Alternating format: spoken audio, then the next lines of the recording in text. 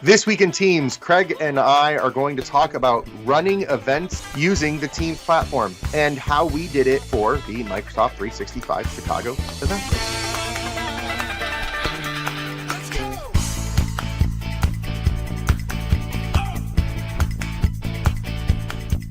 Good morning and welcome to another episode of This Week in Teams. This is Jay Leask. I'm Craig Janke. Hi, Jay. Morning, Jay. I've had my coffee. Right, like I've got an extra laugh going on because we got together about 40 minutes ago. My computer blue screened and then it ran an update, so it's just been a bunch of BS for the last 40 minutes, which you don't have to suffer through because we only just now hit record. But Craig, what are we going to talk about today? Today we're going to talk about meetings, I think, large meetings. You think? I never know where we're going with these things. So I was telling Jay that the people from whoever they are put out a blog post. The Teams community blog post came out and talked about large meetings and best practices. Similarly, I had people reach out and ask me about, hey, you do M365 Chicago. It's basically a bunch of large meetings. How do you do that? Because this group of people are thinking about doing their own virtual conference. So they were asking about best practices or gotchas or things that we did. So I thought me and Jay could talk about that. So can you, by the way, can you give me the link to that again? Because I don't know where you sent it to me originally, but I don't have it on me. So it's a great idea. A lot of people doing it. Virtual conferences have been happening for the last 2 years nonstop. I'm not saying they started 2 years ago, but when COVID hit, everything became virtual. So it became an opportunity to try and keep going, right? And so we actually stood up the M365 Chicago conference with COVID. Because of COVID, and we've now had 3 virtual conferences using very similar formats. So with a lot of people, so taking it kind of to a big level. So yeah, and they're bigger. There's some really good stuff going on out there. Teams Nation is an example of these things. Teams Nation has probably over 2,000 registrants right now for a conference coming up in just a couple of weeks. I should probably check on my content for that. And then the virtual M365 virtual marathon is another really good example of a massive virtual conference series. They had, I want to say, over 20,000 people. Am I crazy? Yeah. They know more people than us apparently, but they also ran it for longer. So it's marathon because it's run over like 24 hours, right? It was I think the last one they did, because they've done it twice now with the third one coming up, and the last one was 36 hours and I think a dozen tracks, and it was international. So it's not like people from the East Coast time zone ran for 36 hours. It was a rolling wave of speakers from around the globe, put on by a small group, maybe a half dozen people out of the Southern California, Mexico, Baja, Mexico area. Really amazing group. So the goal here is to talk a little bit about how all of these conferences are running, because it's all running on Microsoft Teams. Yes, and that's because that's our platform of choice. I don't necessarily know that it would, I don't know if it's the best video platform if you're just doing straight video, but for running meetings and running organizations, and especially since the focus is Microsoft Teams and Microsoft 365, obviously the platform of choice for us, right? Yep. So one of the things that came up was the discussion. It was whether you would want to run it in your own tenant, and we've been running ours on the Microsoft Community tenant, which is kind of a tenant for people who have user groups and conferences. So Microsoft has kind of helped out on the back end, and why we would do that, because some of it's because of licensing and ease of maintenance, but getting kind of people using the same platform and making it a similar experience to anybody who's attending these meetings. So that was the discussion. They were asking me, would I do that or would I run my own tenant? And that was really where I came in. Is one of the things I said was, hey, we didn't know if we could handle all the guests in our own tenant because of the way licensing worked when we originally started. I think they've changed that, so now anybody can be a guest, which makes it easier, but we had already done 2 in that, so that's why we did the third one. One of the other things... Well, that's not the only reason why. So there was a business purpose also for doing it in Microsoft 365 Community Tenant. So I pushed for us to do it there because the whole point of the community tenant is the more community organizations that use it, the more likely people who frequent these things are to use that community. Right. So the way they stand up is M365 Chicago got our own team inside the community tenant. So when I log in, I have access to 3 or 4 different teams. One as an administrator of a community, but then 2 or 3 other community organizations that have run events out of there. And so I like it from a business perspective because it's less tenants that I'm a member of. Yeah, that's a good point. I kind of forgot that when I was talking to him. Glazed over the business, all about tech you. It's all about tech with me and how you do that. The other question, so that was interesting, and then that comes into the ability of people to come in and find those tenants, right? Because a lot of people want to be able to just log in and have a list of tenants, which really can't help. So I wish it was better for that, but I just had a conversation with a customer that was asking about that. Hey, we've taken on teams right now. I'm invited as a guest to other teams, other tenants. How do I switch between them easily? And Jay, I'll let you handle that one. We still haven't gotten there. Like Teams has been out for 4 years now, and we've been in this massive usage of Teams for over almost 2 years. And it still boggles my mind that we haven't figured out desktop context switching easily. Even web browser is slow. The only place we figured it out is in our mobile devices, and it's still it's buggy. Like every once in a while, I go to switch on my mobile device, and I have to do it 2 or 3 times for it to actually switch. So that's a major issue with the way Microsoft has decided to do this, but it's still the potential when it works correctly is still drastically better than having, disparate apps like Slack for collaboration and Zoom for video and audio. Like it just, the way they do it is pretty tough. So let's talk about the tech, right? Let's talk about some of the things you need to be considering if you are running a virtual event in Microsoft Teams.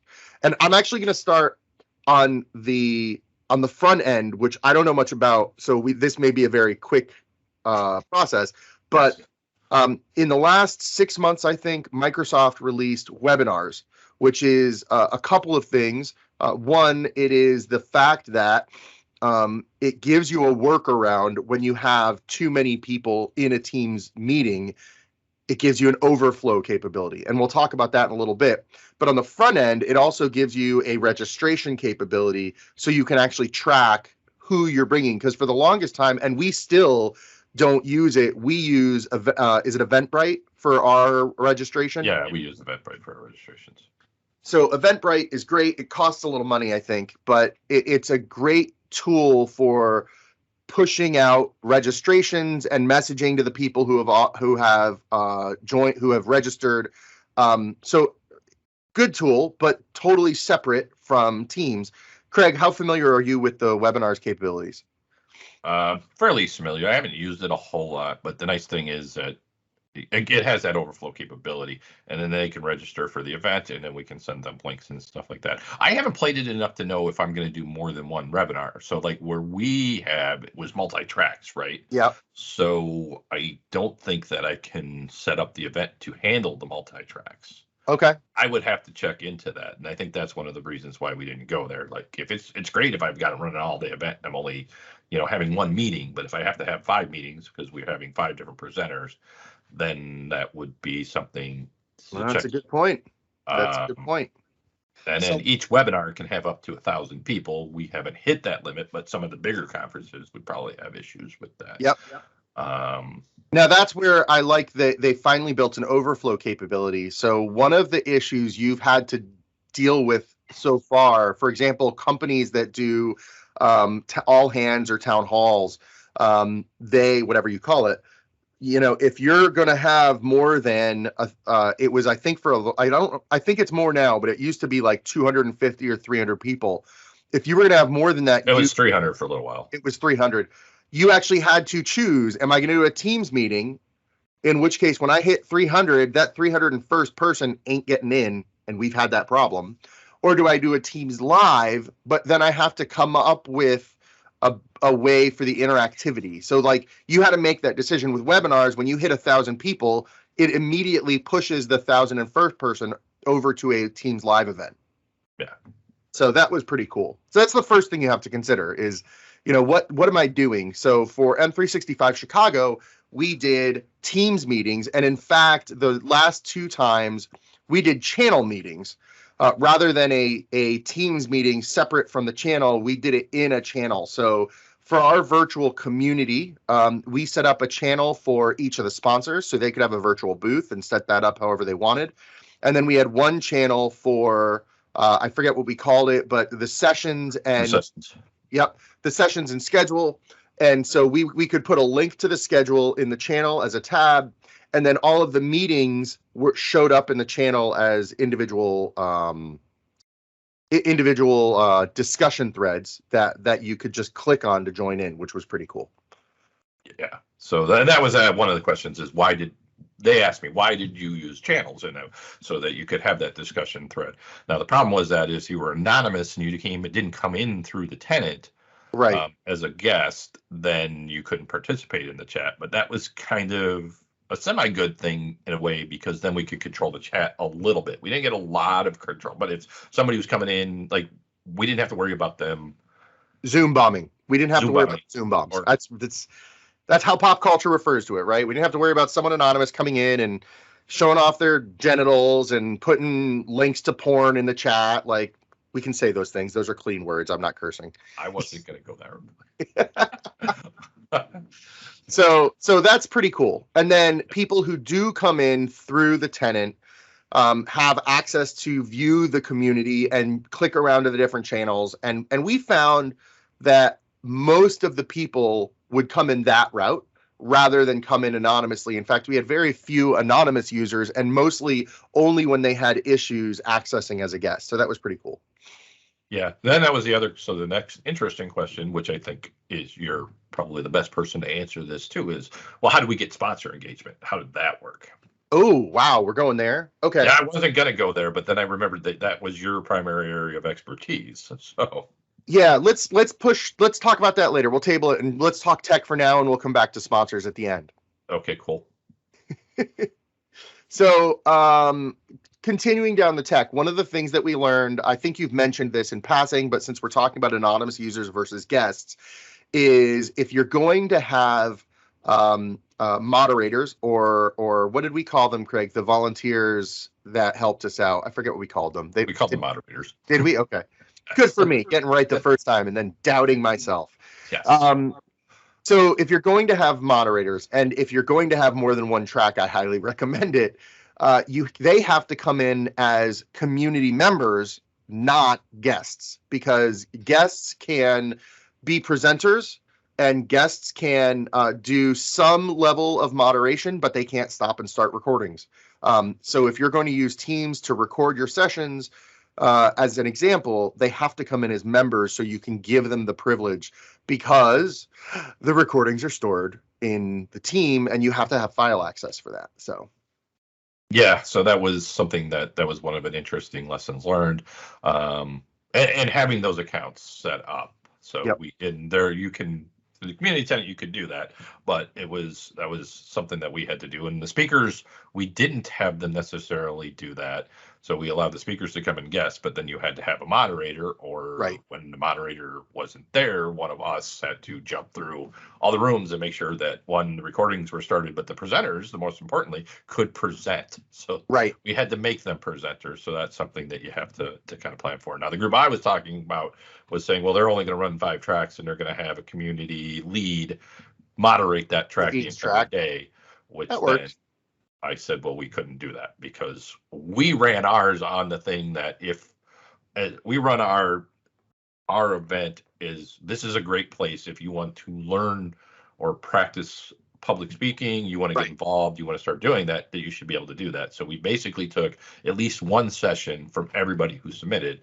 Yep. And so that was well over 100 people. So if you're seeing this and you made it to this part of the video and you haven't ever presented at an event, when we do our next event, please submit. So. Yes. Yeah. So we ran 10 tracks across. So we had 10 live meetings happening every hour, except during the keynote and during the lunch, but that's a scheduling question. So with that, we needed people to support us. It was also 12 hours long. Yes. And so we had about 20 volunteers who took 2 or 3 hour shifts across the day. And so those people had to be, again, members of the community, whereas everyone else could be anonymous or guests, depending on the functionality they wanted. And I do have to give a shout out to Michael Blumenthal. I thought he did a really good job of planning that schedule, because I wouldn't have thought about it myself. But scheduling everybody who was a speaker in the first 3 hours, who were in India, Asia, Europe, Africa, so that they wouldn't have to stay up really late at night. And then we did our keynote around 10 a.m. Central, and then everybody after that was a North America speaker, or as we got towards that 6 and 7 o'clock Central time zone, Eastern time zone, we picked up some speakers from New Zealand, Japan, and Australia. So, the other side of the world. Yeah, the other side of the world, who was just getting up. So they didn't have to get up ungodly early. Didn't have to step out late. So really good job of scheduling there. And then it made M365 Chicago like a truly world event. So, which was awesome. So coming back to the tech a little bit, one of the first things you need to consider clearly is where are you going to host this? What type of users do you need? The other thing you need to think about is bandwidth, and we did not have to think about that. And that's one of the great things with Microsoft Teams. Because we were globally dispersed, we didn't have a concentration of people in any one location. I mean, physical location like a building. We didn't have to worry about network connectivity. But one of the things that this blog talks about, and again, we'll make sure it's in the chat, in the meeting notes, is to make sure that you have a network connectivity test as part of what you're doing. So if you have, 500 people in an office and they're all attending a virtual event, yes, network connectivity test, great idea. If you're doing a globally dispersed event, everyone's coming in from their own location, it's not as important a thing. What we did like about using the Microsoft Community Tenant, though, is the organizers of the community tenant do ask that you let them know what day your event is happening, because if there are any issues, they want to be able to support you. And they also want to know there are some limitations in a single tenant as to how many live events you can have at one time. So they want to be able to juggle those sorts of things. So instead of network connectivity tests, we had to just make sure scheduling was okay. That's all. And if you're going to talk testing, it does point out in the article, and we found this to be good too, was have a few days ahead of time where you were available. Well, a couple different things, right? So if it was my organization and I wanted to make sure that my presentation, it was just a single track or single couple speakers, kind of do a dry run through that, right? So we can practice to make sure that comes off as professional. Make sure lighting is set up, recording set up, and all that kind of stuff. Everyone knows how to share their screen. Yeah. For us, it was more globally dispersed, so all 100 speakers, right? We can't do that with everybody. We can't make sure that their lighting is perfect, their microphones are perfect, the recordings are perfect. Right.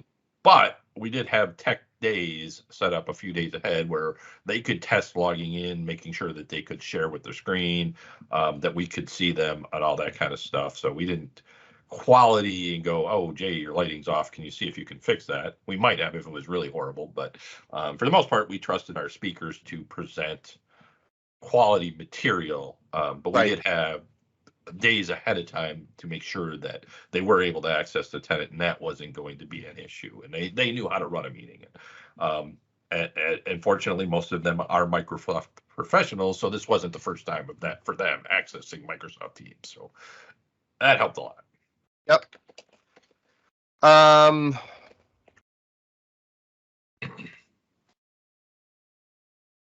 Talk about live events. That's the only thing we didn't talk about. We did run a live event, but we only ran that for our keynotes. So we could have more people, that we could do a moderated question and answer.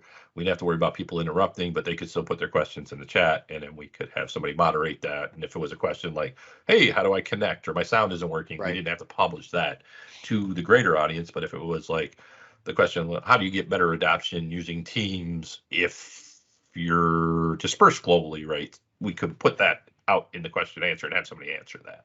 Yep. And have our participants also share their experience. So that you can get up to 20,000 for user capacity now, and if you need more, I believe you can contact Microsoft and say, hey, we're gonna have a larger event, and they can bump that up to 100,000. So yep. So kind of going back to what you were just talking about, and thank you for covering for me, by the way, because I just totally blanked on what I want to talk about next. Going back to what you were talking about with guests versus anonymous users and how they could interact with the meeting. So let's talk about meeting interactions. One of the things that we did was we set by default non-presenters or attendees is the team's term, would not be able to turn their video on or their audio, but they were able to participate in the chat. And that's one way we used meetings to moderate against random people coming in, but allow interactivity between the visitors who are watching the event and the presenter themselves. We also reminded our moderators at the beginning of every session to talk through the rules of engagement, pointing people to the chat, but also saying if the presenter was okay with it, use the raise hand feature, and use the other emojis like clapping and love and laugh and etc. But use the raise hand feature, and if the presenter's cool with it, they can add you as a presenter, so you can turn your camera on, turn your audio on, ask your question, and then they can put you back to attendee when you're done. Really neat feature. So it's a little bit more. It'd be nice if there was a little more allow to talk, turn off, like just in reaction to the raise hand. But generally speaking, really great way to control connectivity. Yeah, and if you have a moderator, it's not such a big deal. So the speaker doesn't have to worry about that. I did have one session I moderated for the speakers, like just turn them on, everybody on. And he's like, if it gets out of hand, we can turn everybody off. But which is an option. Like the right click, mute all users is really easy. So if people get out of hand, you've got that option. So. All right, Jay, I think that was, unless you want to go back to sponsors, you want to record that in another session. I think no. I'm still going. Are we done? You're already done. So going back to how we ran the event, having guides for both presenters and users is something else that we did for every event. And I will admit, like, we took a lot of our footprint from the M365 virtual marathon. And in fact, if you look at our guide and their guide, you're going to see a lot of similarities. But we created a user guide, an attendee guide, that is, including screenshots of what Teams looks like and how to unmute and how to unmute and how to go to the chat and all of that stuff. And then on the presenter side, I don't think we used it this last time because we ran like 3 or 4 different presenter, not workshops, but test runs. Yeah. On the presenter side, we also ran like a best practices list of using presenting in Teams rather than sharing your screen unless you're doing a demo and things along those lines. Which, by the way, present in Teams is a great piece of functionality. If you haven't played with it yet, definitely give it a check. That might be everything. I can't. So we can go to sponsors if there's nothing else. We talked about very large meetings. Talked about that's pretty much all of it, huh? Yeah, I just forgot the user guides, and I will say, so I told this to the group I was talking to. Our third one much smoother than the first one, right? So the first one, we didn't know we were going to use the community tenant, until like a week before the actual event. So the day of, you actually have to load, there's a tool for it, but you have to actually load your people in.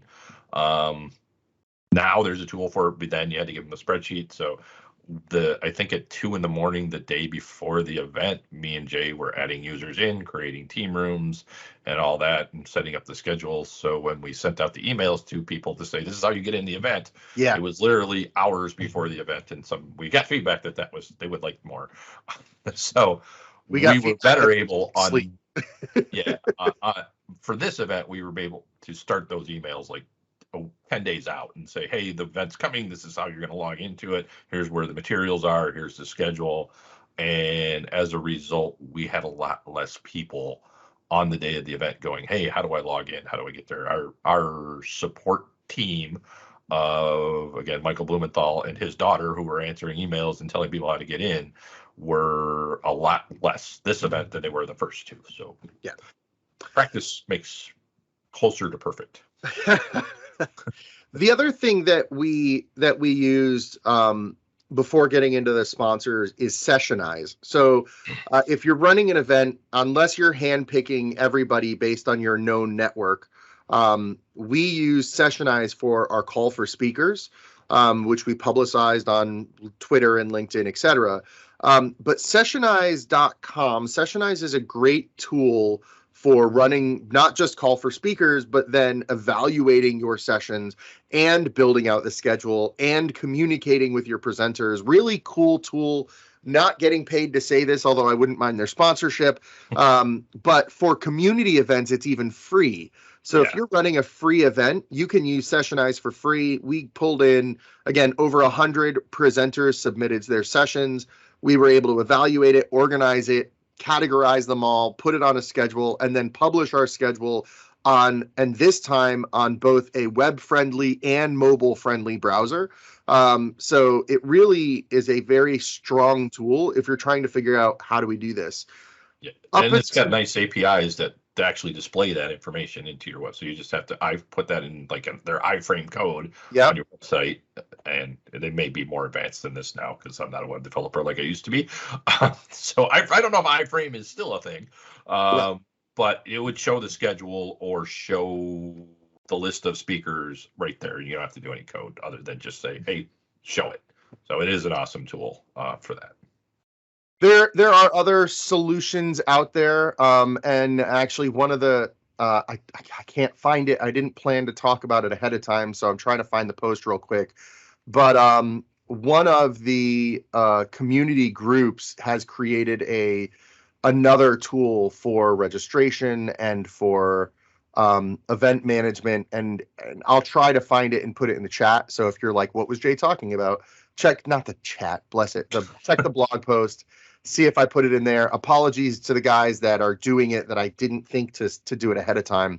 But the point of this little segment is making sure that you have a plan for your call for speakers, for your session registration, which we talked about before, for your schedule building, and for presenting that. Because that was actually one of the biggest issues we had our first conference in November 2020 was we didn't have a good plan for how will people access the schedule, and then how will they access the links to the meetings.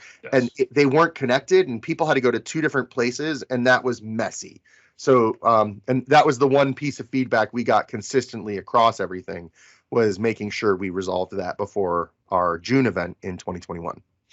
And we did get a lot better at it, but it's still, I wouldn't call it the best. Sure. Best scenario. The ideal scenario, we could be able to you would register, pick a schedule, and we'd send you a calendar event or invite for all of that. But we still haven't figured that piece out without doing a lot of heavy lifting. So going back to the question you asked me earlier was sponsors. Where to begin? Sponsors have always been the cornerstone for community events. The SharePoint Saturdays would have turned into a much broader array of events, started as community events and in person, and even user groups. They are all possible because sponsors provide the dollars for the free food, for the swag, for literally the meeting space and the giveaways. That comes from somewhere, whether it's Microsoft opening up their conference center, or it is a company like AvePoint throwing a few $1,000s to a community event so that you can even pay for the insurance that your company, that your LLC has to have in order to run the event. So sponsors have always been an integral part of these community events, is what I'm trying to say. Virtual events provide an interesting change. Yeah. And in that there is no physical cost, as there's much less physical cost. Let me start there. There's no event space that you're renting out. You don't need the insurance. You're not buying lunch for everybody. So when it came to sponsorships, the first thing we did was talk about, well, how do we want to make our event unique? So M365 Chicago, if you haven't attended one of the first things we do is brand. All of our rooms are Chicago named. All of our slides have a Chicago theme to them. We buy speaker gifts for our speakers to thank them for bringing us their time. And if it's something that we can ship to, we ship popcorn and pizza from Chicago. So we try to bring a little bit of Chicago to everybody that participates with us. So that's the first major cost. The other thing that you try to do as you're running an event like this is you want people to come and participate. So we had giveaways. We had a door prize for people who opted to give their name and phone number to a sponsor. We had a secret word raffle where where every sponsor you spoke to would give you their secret word, and then you'd submit that, and there was a raffle prize to encourage people to talk to the sponsors. So there are a number of different things that you have expenses for that you may not think of because you don't have a physical space. So that's where in a virtual event, the sponsors are very important. For M365 Chicago, we engaged starting with Chicago area companies that are in the M365 space, but expanding beyond it because it is a global conference. And we asked for them to, help us out, bring in some funding, and help us pay for all of these things, these ancillary costs that I've talked about. We were so successful that we were able to actually turn this into a charitable event. And in 3 conferences, we've raised just about $15,000 for a Chicago area charity. So not only are the sponsors helping to buy these giveaways and thank yous, they're helping to fund a local Chicago charity that we were able to work on. Again, one of the things we did for the sponsors is we gave each of them the opportunity for a channel where they could have a virtual booth, and they could use it however they wanted. If they wanted a meeting running the whole time so people could go in and talk to them, you could. If they wanted to put links to webinars or whatever, that's something they could do. We also gave them a lunch session.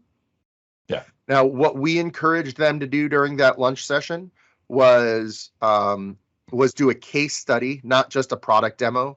And looking at the sponsors who took our recommendations, the case studies had much better attendance than the people that were just showing off their tools.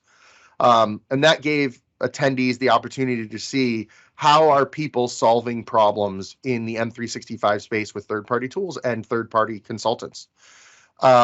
We also, in our last conference, sent out a newsletter of sort to help drive registration. And the first article in each of those newsletters was a sponsor article, so that we were helping to promote the sponsors, not just as sponsors, but as knowledge experts in the space. And then... Yeah, I think that's an interesting point because so often you go to these conferences, right?